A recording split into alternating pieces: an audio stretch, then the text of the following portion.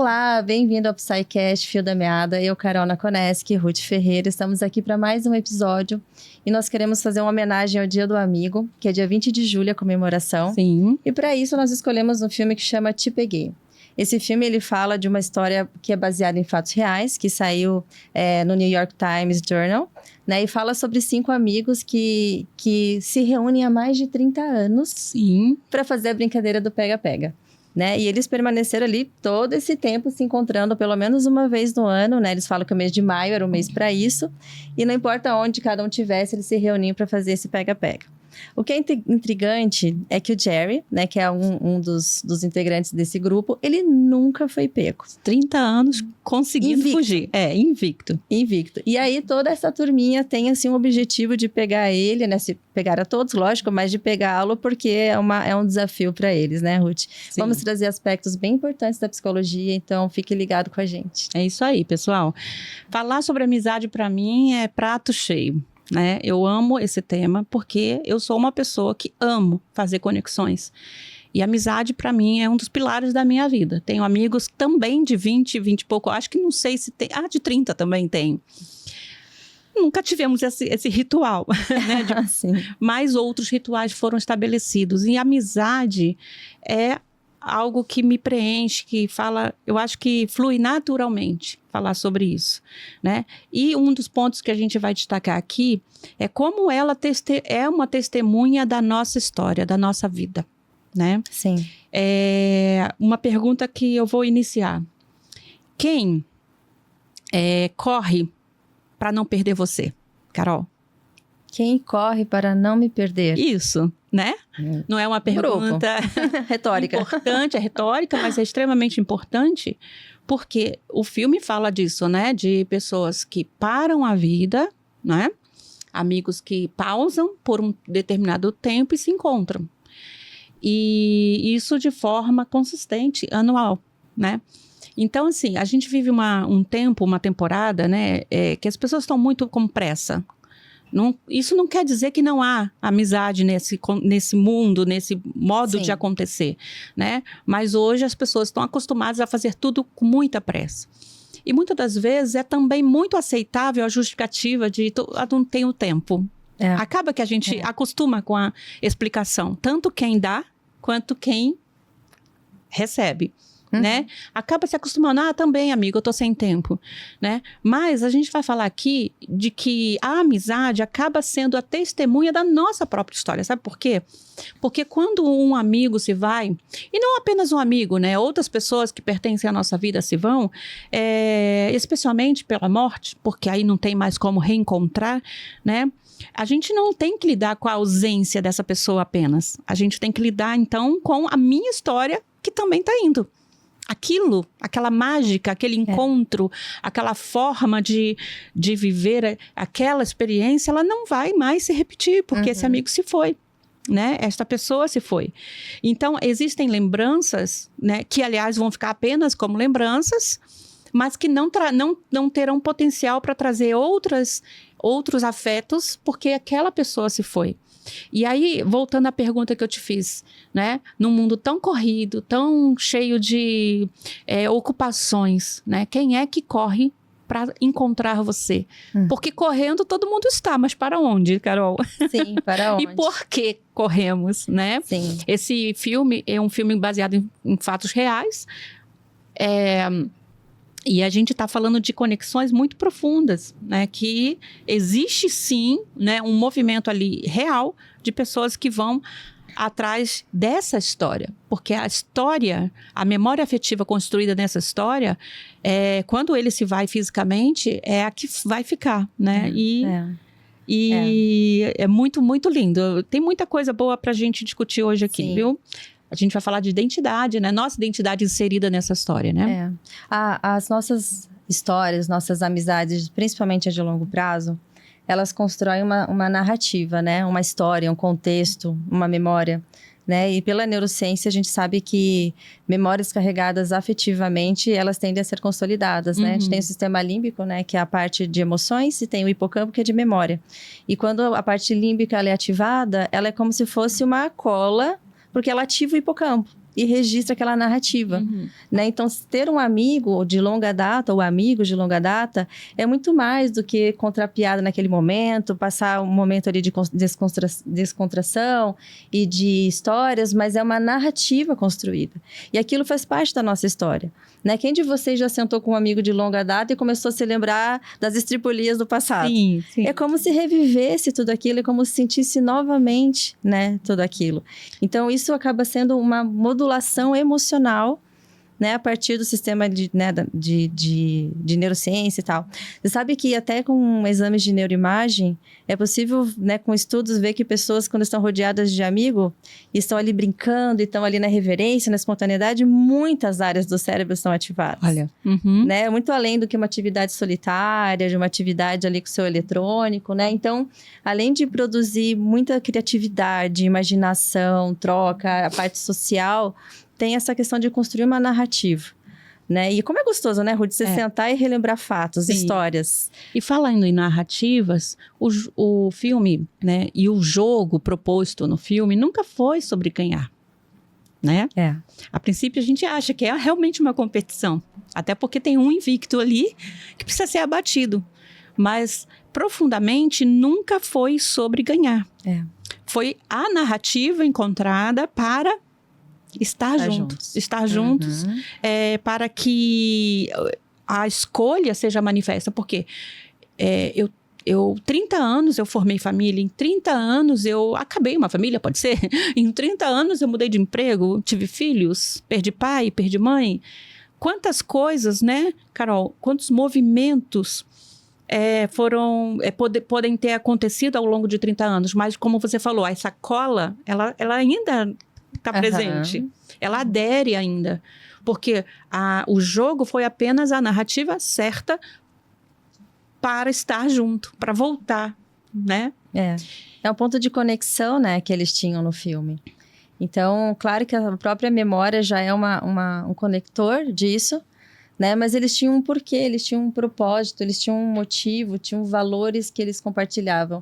É interessante que você vê 5 personagens e cada um tem uma vida completamente diferente da outra. Sim. Né? O filme não se prende muito ao contexto, mas você vê que personalidades diferentes, né? Um é usuário de substância, o outro um executivo, parecendo bem-sucedido, né? O outro, uma pessoa de família. Enfim, a gente vai vendo perfis bem diferentes. Mas tinha algo ali que colava eles, que era essa conexão. E por mais de 30 anos, a conexão foi o jogo. Né? Então, se a gente for pensar na nossa vida, né? Quantos amigos, como a Ruth falou, tomam rumos diferentes, descasam, mudam de país, mudam de gosto, mudam de profissão, mudam de N coisas. Mas tem amigos que quando você senta para conversar, não importa quanto tempo você não os viu, parece que foi ontem. Sim. Né? E isso é um outro fator que a memória nos traz, porque a parte afetiva, ela traz como se fosse uma coisa vívida, como se a gente revivesse o passado novamente. E no filme a gente vê isso. Então, quando eles começavam a brincar de pega-pega, homens de 50 anos, né? E eles começavam a correr e a tentar se pegar, parece que era uma coisa do passado, parece que era uma coisa que eles tinham de novo ali 10, 15 anos de novo. Isso é muito bacana, né, Ruth? Com certeza, porque tem uma frase que eles falam... como é que é? Peraí, deixa eu pegar aqui.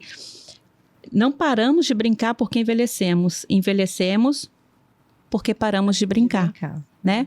Então, olha, o enredo do filme foi construído com essa leitura. Inclusive, eu acho que é assim que começa, né? Essa citação, sim. né? Que quando a gente envelhece, sim, corpo envelhece, né? A nossa vida muda a dinâmica. Outrora eu era uma criança, um pré-adolescente, fazia estripulia, subia no muro da vizinha, porque, né, ainda mais menino, porque aqui a gente está falando de meninos, né, amigos, homens. Paquera, primeira transa, uma série de coisas, né, que ocorrem, né, mas conforme a gente vai envelhecendo, que a gente pode falar você pode falar do envelhecimento psíquico, né? É natural a gente mudar, né? Inclusive tem até uma música e um texto que fala que quando eu era menino, fazia coisas de menino, né? Agora que sou homem, faço coisas de homem. Tá certo, porque a dinâmica da vida nos força, né, a fazer esse movimento. Mas a gente está falando de algo que foi preservado. Porque a pergunta é: paramos de brincar porque envelhecemos ou envelhecemos porque paramos de brincar? E aqui, quando ele faz essa pergunta, envelhecemos porque paramos de brincar, ele não está falando do corpo. Ele está falando, então, do psíquico. O que você acha disso do envelhecimento psíquico, Carol? Sim, e o envelhecimento cronológico, ele não é evitável, né? A gente começa a ganhar ruga, a gente começa a ganhar indisposição, né? Eu não vou nem falar muito sobre isso hoje, né, Ruth? Não. Aliás, gente, olha só, nós não combinamos, mas estamos iguaizinhas, né? Vestidas até... calça e blusa. E sapato. Também igual, né? Sim. O que revela um traço de amizade de bom gosto. Bom gosto, com certeza. Bom, não vamos falar do envelhecimento cronológico, não. Vamos falar do envelhecimento muito tempo por isso. Né? Então, isso é inevitável. A gente vai ter um envelhecimento das células, do corpo, enfim. Agora, o envelhecimento psíquico, ele é parcialmente cronológico. Né? É claro que como o biológico vai envelhecendo, né? A pessoa que é mais velha, ela vai ganhando mais rigidez cognitiva, ela vai ganhando menos tolerância, né? Agora, tem uma parte que é muito social, né? Que é a parte de você começa a trabalhar, começa a pagar boleto, começa a enfrentar problema, começa a perder pessoas, aí você tem relacionamentos problemáticos, você se preocupa com filhos, enfim, você começa um monte de processos que faz parte do amadurecimento, mas também que geram muitas preocupações, né? Então, esse processo de envelhecimento psíquico, ele é parcialmente, porque depende do que vai acontecer na nossa vida, mas preservar uma parte sua de espontaneidade, de infantilidade, de brincadeira, de jogos, isso também é opcional. Sim. Né? Então, quanto que a gente sempre gosta de parar e fazer um paralelo com a nossa vida, né? Então, quanto que você para brincar, para rir, para falar de nada importante, para não pensar em nada importante, Sim. né? Tem até uma curiosidade, Ruth, a gente nunca jogou nada, quem sabe um dia a gente marca de jogar alguma coisa. Jogar. Mas, gente, você quer ver a Caroline diferente, é você jogar com ela. E meus competitiva? Irmãos podem provar completamente.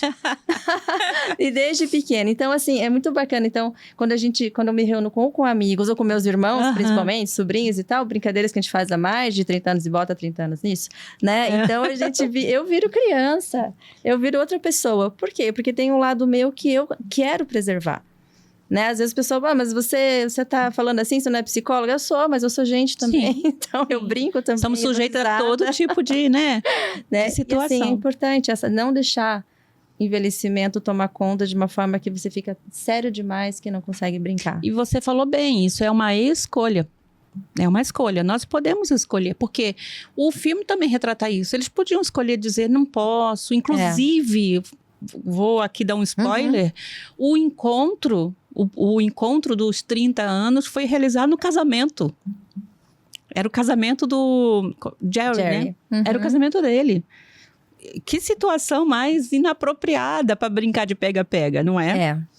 Olha, veja, eles escolheram. Tá? Claro, tem um fundo ali, um pano de fundo que depois você assista para entender. Mas nós escolhemos mesmo, né? Você falou da leveza. A vida é dura demais, por natureza. E não é para um e menos para outro, é para todos. Claro, salvando aí, preservando as proporções, né? Tem proporção, ok? Mais um pouco para você, por causa do seu contexto, talvez um pouco menos para mim, mas para todo mundo, né, Carol? Todo mundo tem desafio. A gente tem que lidar com finitude, a gente tem que lidar com o envelhecimento dos pais. Nós, então, com a idade que temos, a gente meio que é um sanduíche, né? A gente tá entre os pais envelhecendo e os filhos crescendo, né? Então, é muita demanda. Mas, no entanto, dá para fazer essa escolha, sim, consciente. Por quê? Porque tem coisas que precisam acontecer de forma intencional. A intencionalidade é dirigir sua atenção para, né? Então, eu quero ser intencional. Então, quando eu quero ser intencional, eu dirijo a minha energia, a minha atenção para algo que eu quero realizar, né? E se eu não for intencional, quer ver um exemplo? Há dias que a gente dá meio para baixo, né?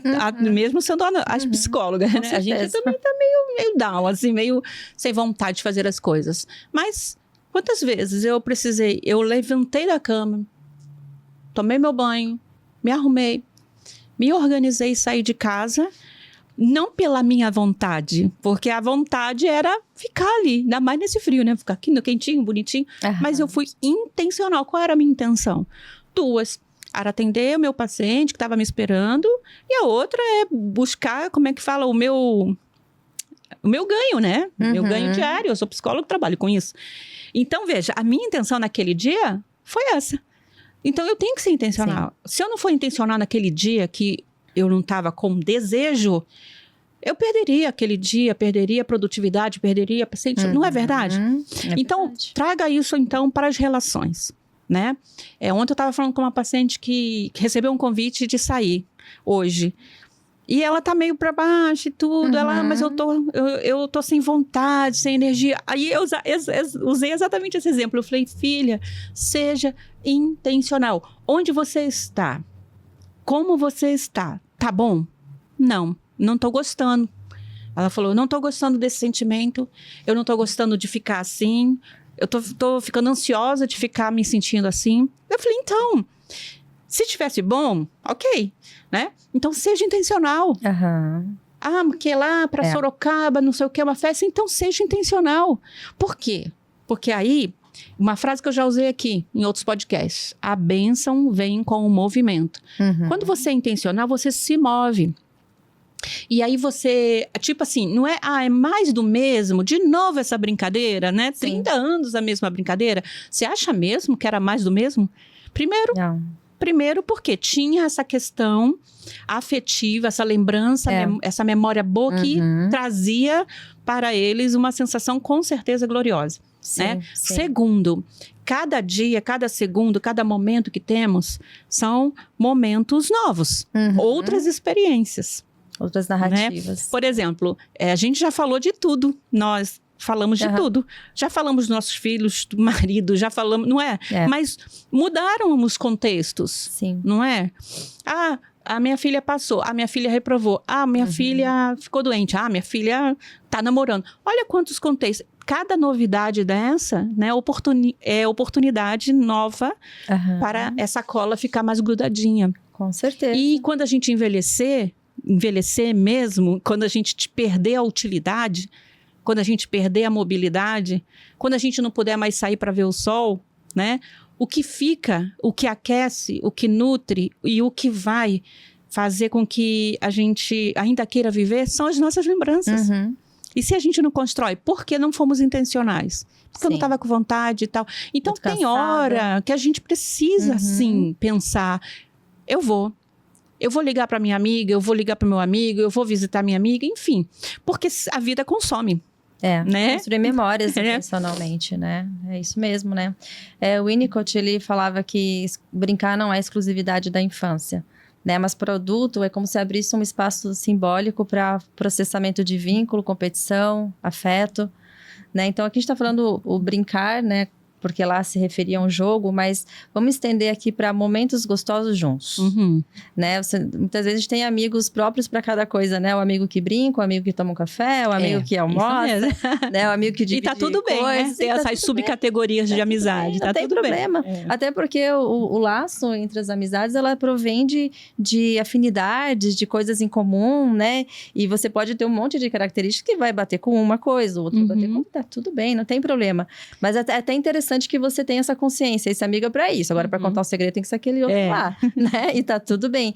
Então, esse espaço de espontaneidade, de brincadeira, ele é um espaço que ele faz processos mentais muito importantes, tá? Então, o vínculo vai produzir ocitocina, né? O estar junto também, dopamina, a brincadeira nem se fala, né? Constrói memórias para tua velhice, como a Ruth falou, né? Então, eles servem também como um suporte emocional. Né? Sem falar quando você compartilha coisas que estão difíceis, processos de vida que estão desafiadores, né? E você pode dividir as cargas, você pode colocar um pouquinho com o outro, né? E aí a gente falando, né, de coisas que se repetem, A gente vai falar um pouquinho de ritual do jogo. Tá. Né? Esse ritual que eles tinham de todo ano se encontrar e fazer isso, ele traz uma sensação de identidade, de pertencimento, né? Então, não se tratava de... Teve até uma frase que um deles falou, né? Enquanto estivermos jogando, ainda somos nós. Olha que lindo, né? Então, isso fala muito de identidade. Então, esse grupo, ele compartilha isso e isso é a identidade do grupo. Sim. Talvez eles não compartilhem que tipo de história de profissão, de casamento, mas o jogo é compartilhado.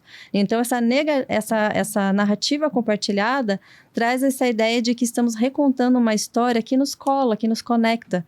É um ritual que se repete e fortalece essa amizade. Sim, os rituais organizam as emoções. Me lembro agora, quem nunca, né, leu O Pequeno Príncipe. E aquela célebre frase, né, da raposa para ele, dizendo assim, bom, vamos combinar? Você vem amanhã, porque pergunta como que é cativar, né? Olha que coisa... Esse livro e filme é maravilhoso. Sim. Né? E o Pequeno Príncipe ali, sem saber o que significava aquilo, e chamando a raposa para brincar. Ele, não posso brincar com você agora. Mas por que não? Porque você precisa cativar primeiro. Tá, e o que é cativar? A pergunta dele. A resposta foi, bom, vou te explicar. Amanhã a gente combina. Você vem me visitar às 4. Porque aí, desde as 3... Essa é a frase mais maravilhosa. Desde as 3 eu começo a ser feliz.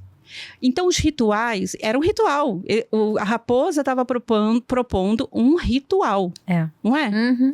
Eu não estou dizendo que os encontros que ocorrem naturalmente, sem programação, não são bons. Pelo contrário, são bons também. Tem o seu valor.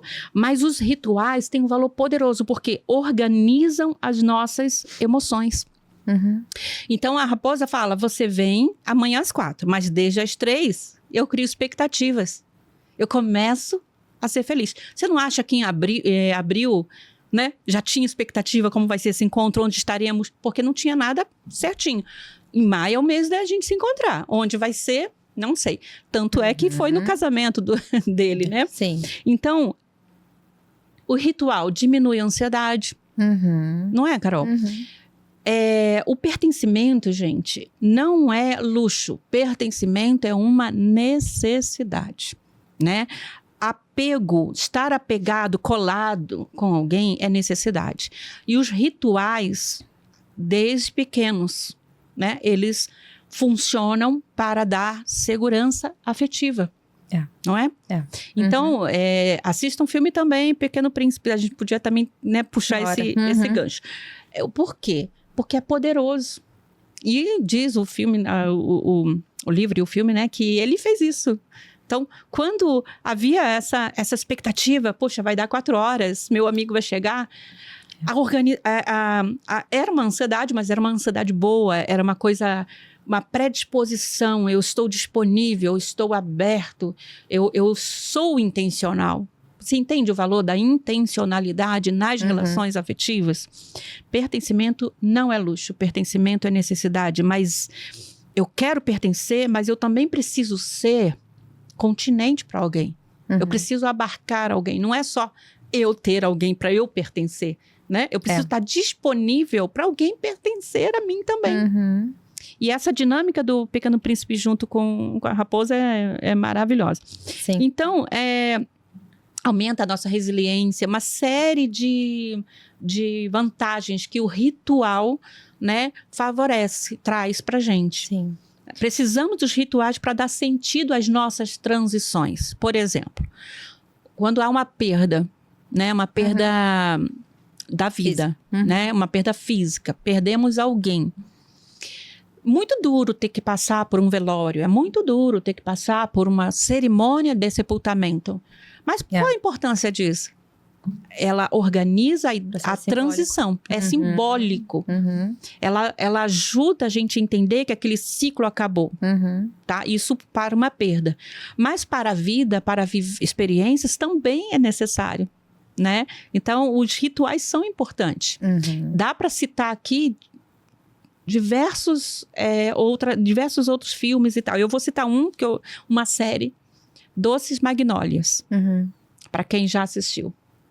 tá? E quem não, para quem nunca assistiu, para quem já assistiu sabe do que eu tô falando. São 3 amigas, agora mulheres, né? Que também fazem esse ritual, elas se reúnem regularmente na casa de uma e de outra. E a anfitriã prepara a mesa e prepara o drink, né? E prepara os aperitivos.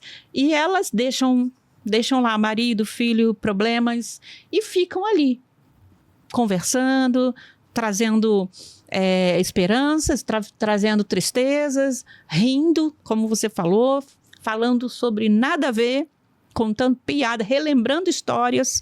É linda essa série também. E como ritual.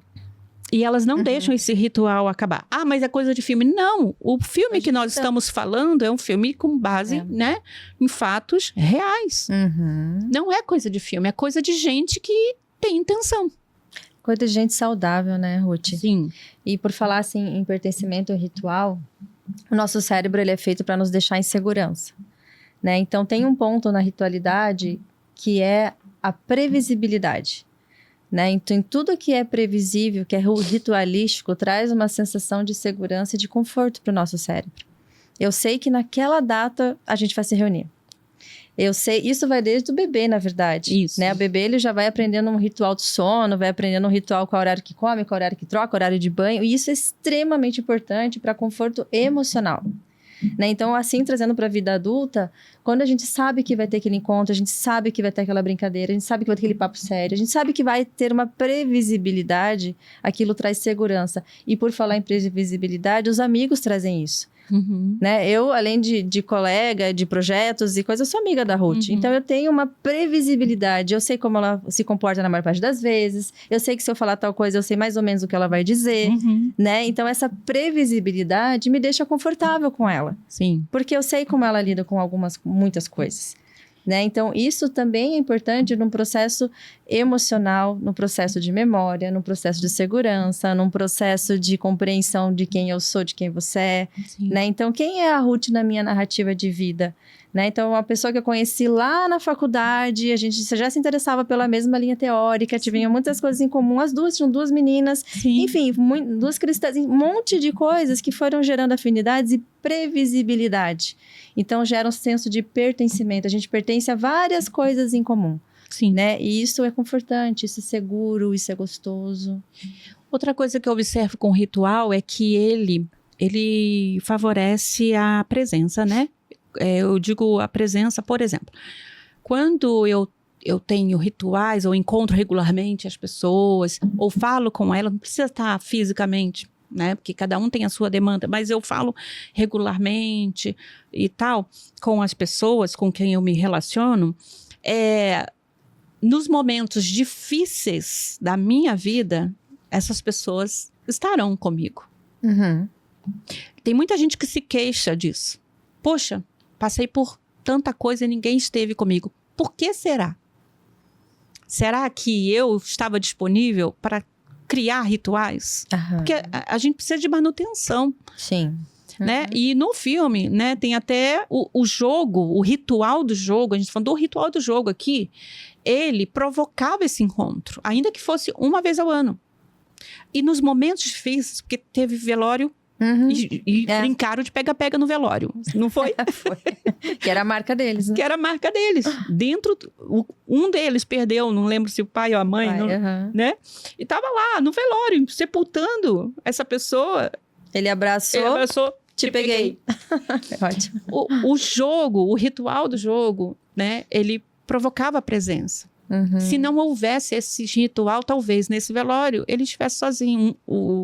Não me lembro quem foi que perdeu ali um parente. Então, não importa qual seja o ritual, crie rituais.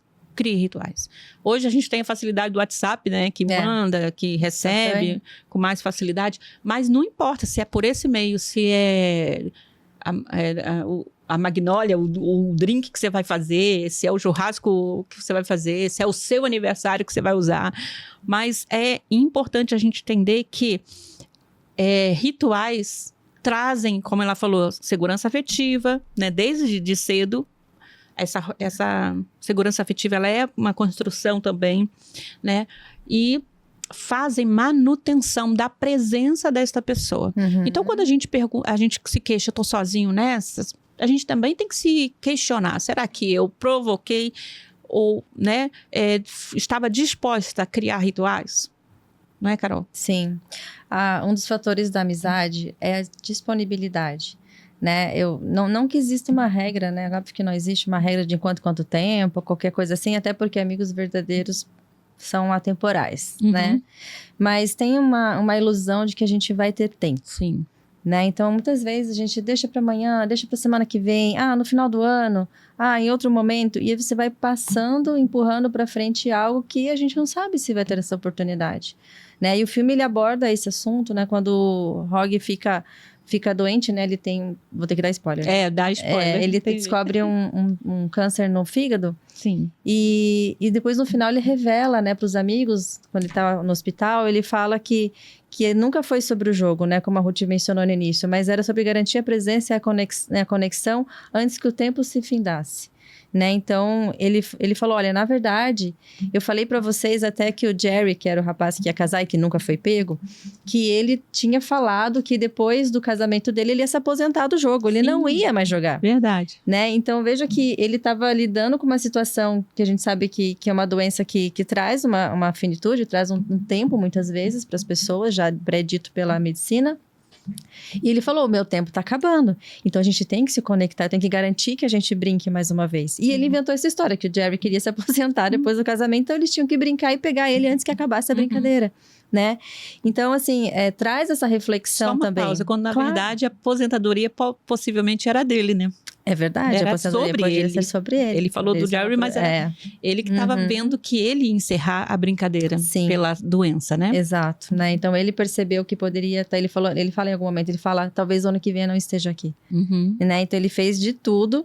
Aliás, eles faziam de tudo mesmo, eles se fantasiavam, eles conseguiram um emprego para conseguir pegar o outro. A cena que eles entraram numa sessão de terapia do outro lá, escondido. E ficaram... se vestiu de idosa no shopping, né? Então umas coisas absurdas, assim, né? O olhar de quanto produção para conseguir brincar de pega-pega, mas de tão importante que era aquilo para eles. Então, trazer essa reflexão sobre o tempo. A gente sempre tem a ilusão de que a gente vai ter tempo. E quando a gente perde alguém, a gente tem um lamento de que a gente queria ter mais tempo. Sim. Né? Então, o tempo é agora, o tempo é hoje, né? Se eu posso ter tempo para trabalhar, se eu posso ter tempo para fazer N outras coisas, eu não posso ter tempo de jogar a conversa fora, sendo que isso traz esse monte de riquezas psíquicas, emocionais que a gente já trouxe aqui, né, Ruth? Com certeza. Quando éramos crianças, a gente não precisava fazer agenda para isso. A gente não tinha agenda para brincar.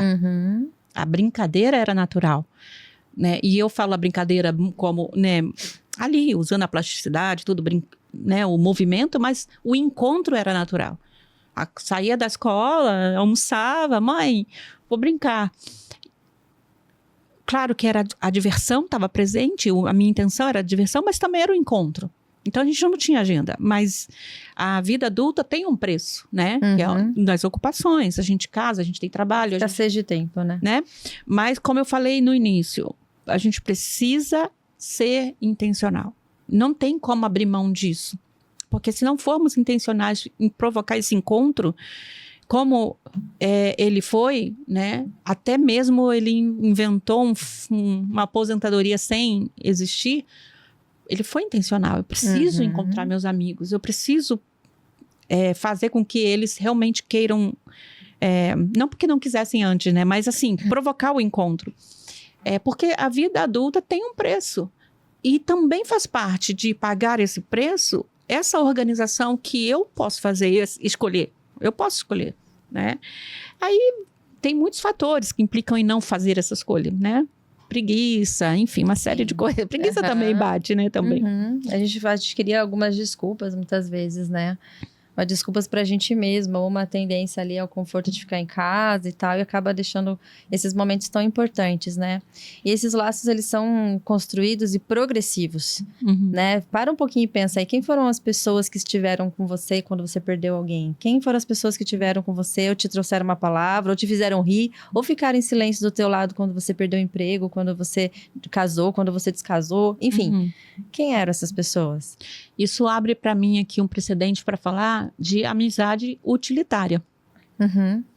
né? Ontem mesmo eu estava falando com um grupo que eu dou uma aula na sexta-noite sobre essa questão da amizade utilitária. Eu usei um texto bíblico que fala assim, a riqueza atrai pessoas, atrai amigos, mas o pobre até seu amigo abandona. E eu trabalhei ali o tema de que a gente não estava falando de riqueza, dinheiro apenas. Estava falando de tudo. Benefícios. Todos os benefícios. Se eu tenho benefício para entregar, eu posso ter muitos amigos, posso ter muitas pessoas, né, me cercando. Mas se eu perco esses benefícios, eu não tenho mais benefícios, quem é que fica?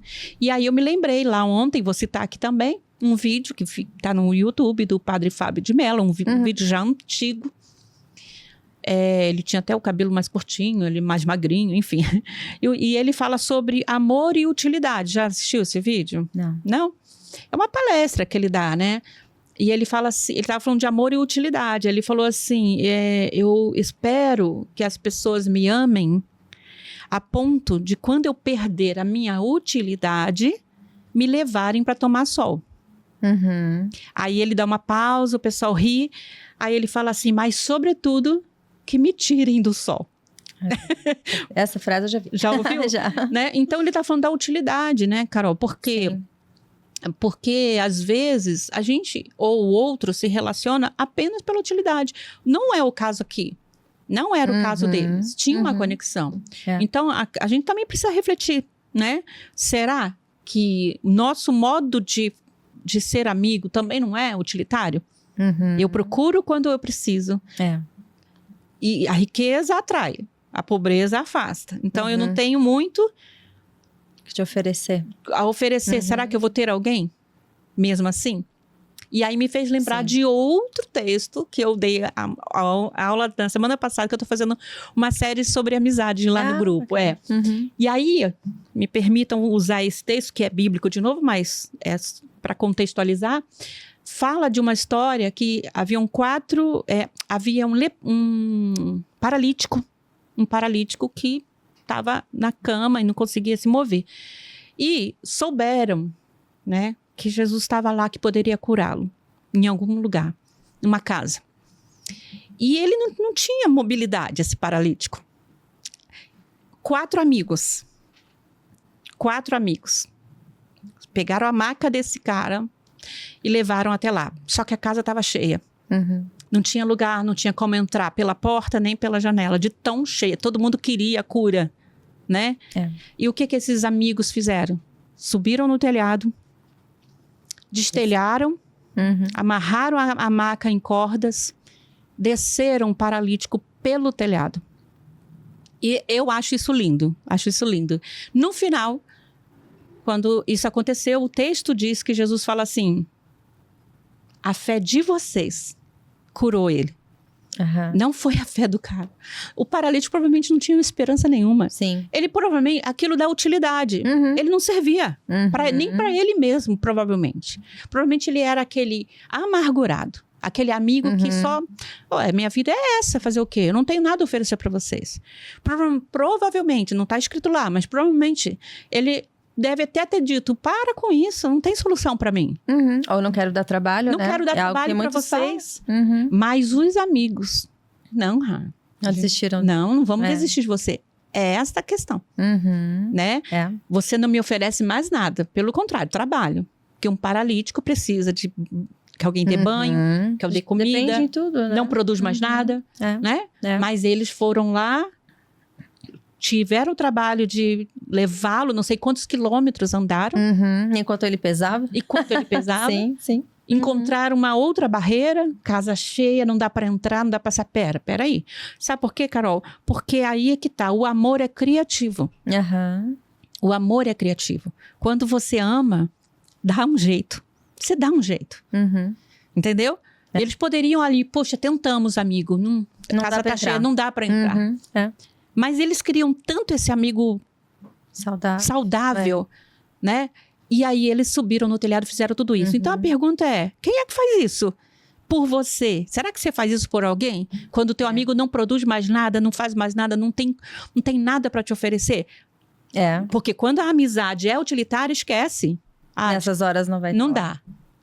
Eu tô muito ocupado. As barreiras são reais. Tem muita gente. Tá muito cheio. É muito peso. Eu não tenho a maca.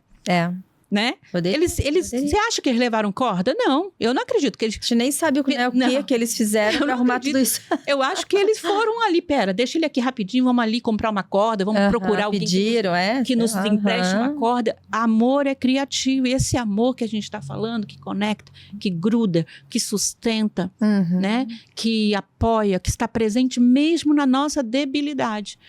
E a proposta da discussão desse filme é que a gente possa ter amores assim. Sim. Amigos assim, que quando a gente estiver quebrado, paralisado, nos carreguem. Ele vai estar lá. Né? Não como um fardo, não nos carreguem como fardo, mas sejam criativos no amor para nos trazer vida de novo. Exatamente. E seja ela subjetiva ou física mesmo, né? Mobilidade, enfim. Sim. E o amor requer esforço, né? Sim. Ou esforço de ir lá e demonstrar, ou de falar, ou de estar disponível, ou de fazer algo a mais. E por falar em amor, tem muitas formas, né, de demonstrar esse amor, esse afeto. Muitas. Né? Muitas formas. E aí um outro ponto que a gente tem conversado também é a questão de como a amizade masculina se manifesta, né, Ruth? Porque a gente sabe que mulher tem mais os frufru e fala que ama, e abraça, encosta e fala. Os homens, eles têm alguns aspectos mais específicos deles, né? E muitas vezes vai ser pelo correndo, competindo, brincando, zoando, fazendo piada, passando por risco juntos, né? O homem tem algumas particularidades. Né? O fato que muitas vezes só de estar no espaço, um zoando o outro, contando piada, eles estão falando, eu amo você, eu amo vocês, eu amo estar com vocês. Né? Então acaba sendo uma regulação emocional coletiva disfarçada de piada. Sim, às vezes a brincadeira é a única maneira aceita pelo homem de dizer que ama. Né? O homem realmente tem mais dificuldade de verbalizar dessa forma tão objetiva, né? Eu amo você. Mas brincando, você vê os churrascos da vida, né? Quando tem muitos homens. Os futebols, jogos de futebol em campo, que depois tem a resenha, chamam de resenha, né? Tem o futebol, vamos pra resenha. E a piada, a brincadeira. E às vezes, é a maneira dele falar, eu amo você, eu amo a tua companhia, né? E eu acho legal esse filme porque, assim, tínhamos outros filmes que falavam de amizade para discutir, mas todos eram com mulheres, né?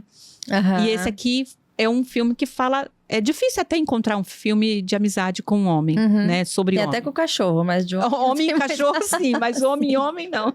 É verdade, né? Então, assim, achei bacana ter esse filme falando de amizade masculina, né? E essa regulação que você falou, né? Ela disfarçada de piada. Então, assim, homens também precisam, homens também se sentem solitários, homens também sentem vazio. Homens podem ter filhos e esposas, mas também precisam desse vínculo. E isso aqui fica como uma dica. Você que é homem que está assistindo, que vai ouvir o corte, enfim, não importa.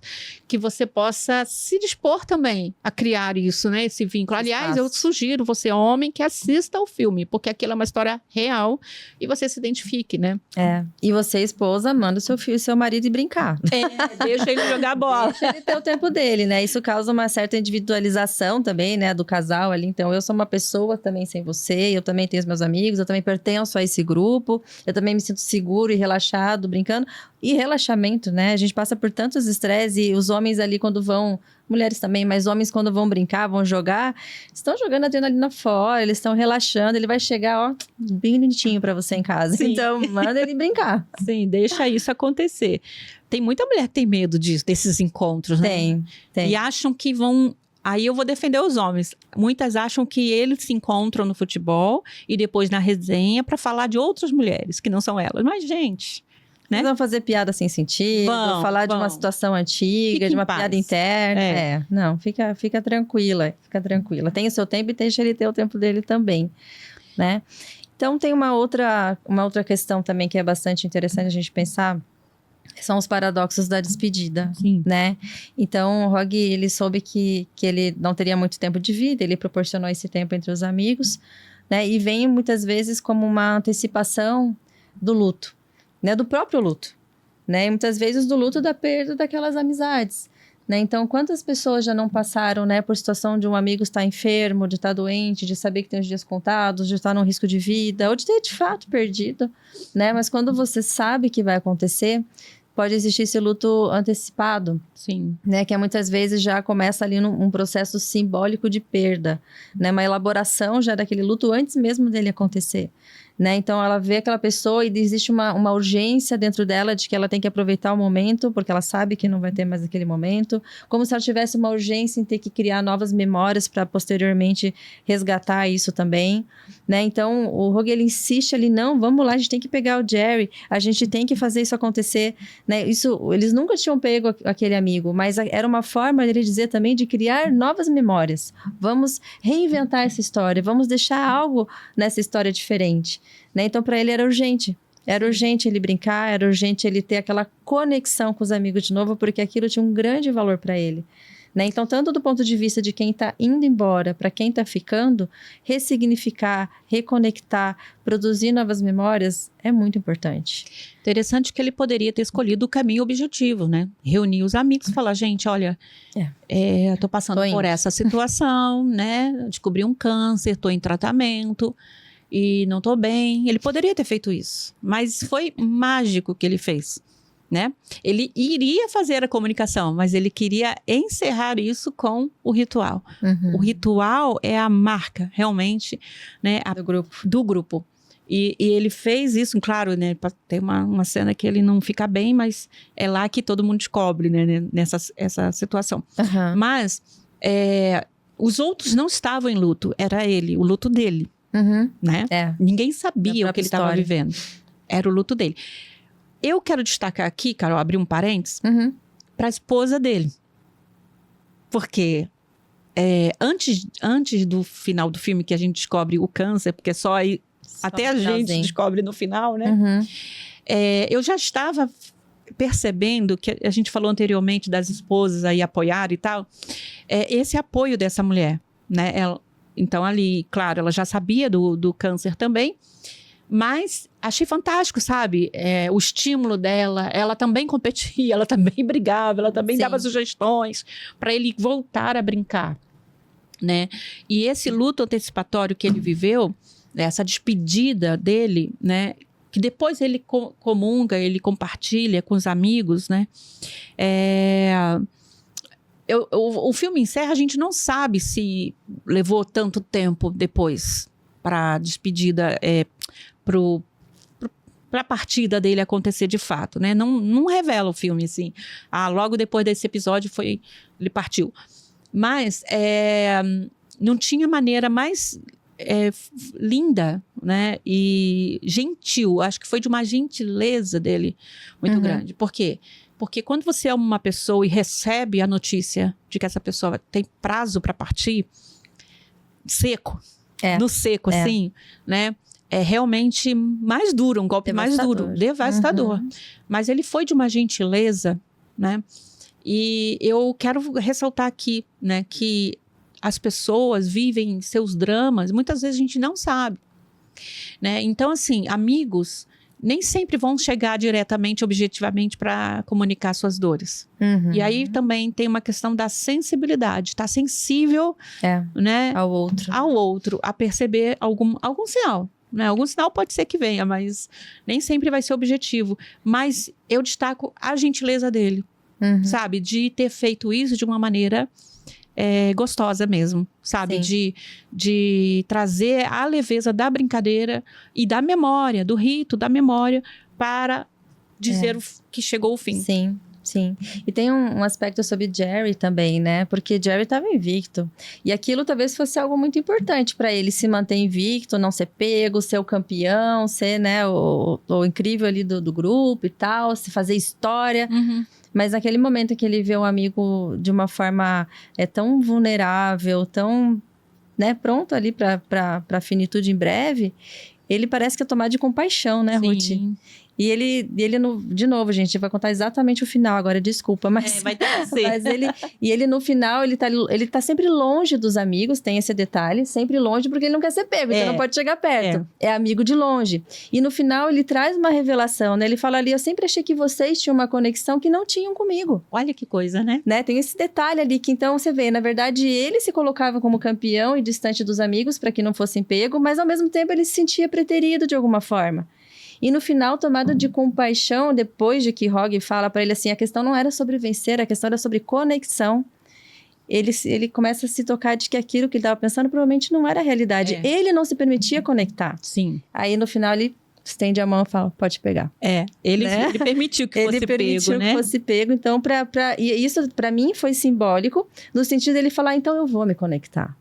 Agora é a hora de me conectar, porque talvez eu não tenha mais essa oportunidade. Coisa linda isso. Maravilhoso. Então, através de um filme que às vezes até parece meio pastelão. É um pastelão, né? Parece. Ele traz muitos valores humanos, muitas conexões ali que são importantes pra gente, né? Então, às vezes, somente no momento de vulnerabilidade, de finitude, de perda, é que a gente percebe o quão importante é aquela pessoa.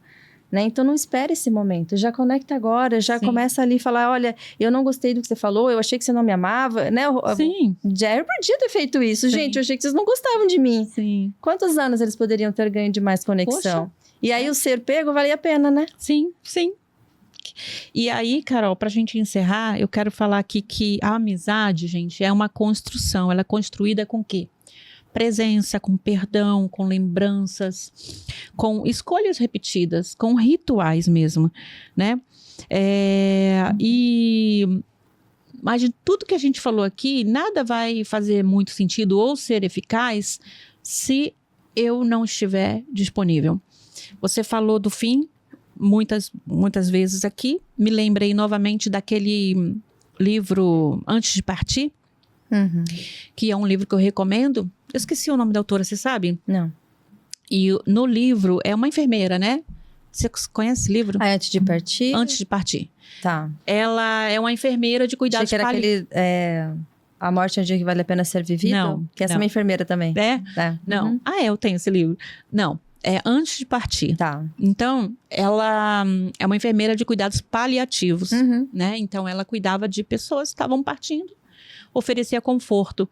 E aí, ao longo da sua vida como enfermeira de cuidados paliativos, ela observou que ao final da vida, geralmente era ela que estava na hora da morte, né? Não era o familiar, era ela. E aí, e não somente na hora, mas nas horas que antecediam a morte daquela pessoa. E ela percebeu que era comum essas pessoas, tantos pacientes que ela teve, né, falarem sobre 5 arrependimentos. E eles tinham 5 arrependimentos. Dentre eles, era exatamente esse. Eu acho que esse era o segundo. O primeiro, se eu não me engano, perdão aqui por não estar, porque não estava no script, era ter uma vida mais próxima do que eu gostaria de ser. Esse era o primeiro, se eu não estou enganada. O segundo era passar mais tempo com as minhas pessoas, com as minhas conexões. Ter mais tempo para os meus. E quando fala meu, não é apenas o filho, a filha, o esposo. Os meus, os que te pertencem, aqueles que você pertence, né? E depois tem mais 3 arrependimentos lá, né? Eu não me lembro agora de todos, nem tem como buscar agora. Mas é isso, né? Então, o livro é maravilhoso porque faz a gente pensar nessas escolhas. 5 arrependimentos que as pessoas que estavam partindo tiveram. E o segundo deles passei pouco tempo com os meus, ocupado demais com muitas coisas. E se a gente for parar para pensar nessa ocupação, a gente se ocupa demais para os outros. A gente constrói um império e vai deixar para os outros. A gente constrói uma carreira. Muitas vezes a gente se dedica à empresa com a qual nós trabalhamos para a empresa que trabalhamos crescer e a gente perde as nossas conexões. Por isso, não é? E até mesmo quando a gente se dedica para ganhar mais dinheiro, para quê? Né? Muitas vezes a gente está buscando coisas que não são tão essenciais, né? Essencial é fazer a coisa certa, no tempo certo, para a pessoa certa, para você. Para você. E aí tem uma frase que eu gosto de pensar. O que é essencial? Você é essencial. E quem você ama. Então, o que é essencial, você já tem. Não é? Mas aí a gente vai buscando, e se ocupando, e perdendo o que é essencial. Então, assim, antes de partir, que tenhamos esse cuidado, né? De olhar para o que a gente já tem. Eu tenho vida, eu tenho a mim mesma e tenho os meus. Que a gente possa realmente se dedicar a isso. É isso, é isso É mesmo. isso? Eu gostaria de deixar um pequenino texto aqui, né, desse Dia do Amigo, de tudo isso que nós falamos aqui. Eu espero que você tenha gostado. É um texto que fala assim: amigo é aquele que fica. Fica quando a vida entrega o roteiro mais difícil. Quando o final não é o que a gente esperava. Quando faltam palavras e sobra o silêncio. Fica não porque precisa, mas porque escolhe. A gente atravessa a vida encontrando personagens diferentes. Uns passam rápido como coadjuvantes de uma cena só. Outros ficam para sempre gravados, porque estavam lá no momento certo, com o olhar certo, dizendo exatamente o que a gente precisava ouvir. Ou apenas precisavam ficar sentado ao nosso lado em silêncio, o que às vezes era ainda mais importante. A amizade não exige que sejamos a versão editada de nós mesmas. Ela sustenta a versão real, com medo, com dúvida, com aquelas partes que a gente esconde até de si mesmo. E ainda assim, fica. Que lindo. Lindo texto, né? Quero deixar isso para vocês. E também quero deixar uma flor para minha amiga Ruth. Ela não sabe disso, ela não sabia. Não é decoração do podcast apenas. Ai, meu Deus. Uma forma, assim, de agradecer você, de trazer um carinho. Gente, eu sou muito Obrigada grata pela parceria, também. Obrigada pela amizade. É muito bom ter você na minha vida. Eu também digo mesmo, viu? Uhum. A Carol é uma amiga que aconteceu, né, Carol? É isso, quando nos conhecemos na faculdade, não éramos da mesma turma, né? É assim, na grande maioria das disciplinas. Só no último ano. Só no último ano a gente se encontrou em uma disciplina. Verdade. Apenas terapia em um. cognitiva. Uhum. Você fez plantão psicológico também? Não. Só Então, terapia cognitiva. a gente só se encontrou em uma disciplina. Então, era uma vez por semana que a gente se via. E, no entanto, houve sim uma conexão e foi construção. É isso que a gente está falando. Depois de formados, a gente poderia ter se separado, até porque não construímos isso ao longo da faculdade, né? Mas a gente foi intencional. E a gente se aproximou, tivemos muitas afinidades e ainda temos. Sim. E o podcast, gente, foi um convite que eu fiz para ela e ela aceitou. Quando ela tava para ir embora, eu falei, meu Deus, vou ficar sem minha parceira. Aí ela voltou, tá aqui comigo. Obrigada pelo carinho, pela presença e por acreditar nesse sonho. Né? Que é um sonho que você falou, eu quero ele pra mim também. Amigo então, não é isso também? Se envolvendo umas doideiras? Obrigada, querida. Tá bom. Viu, gente? Agradecemos aí a audiência de vocês. Curta, compartilhe, assista o filme. Nos ajude a engajar aqui esse podcast que tá lindo. É isso, gente. Muito obrigada. Compartilhe, reveja seus valores, suas intencionalidades e aproveite o melhor da vida, tá? Que são as amizades. Um beijo.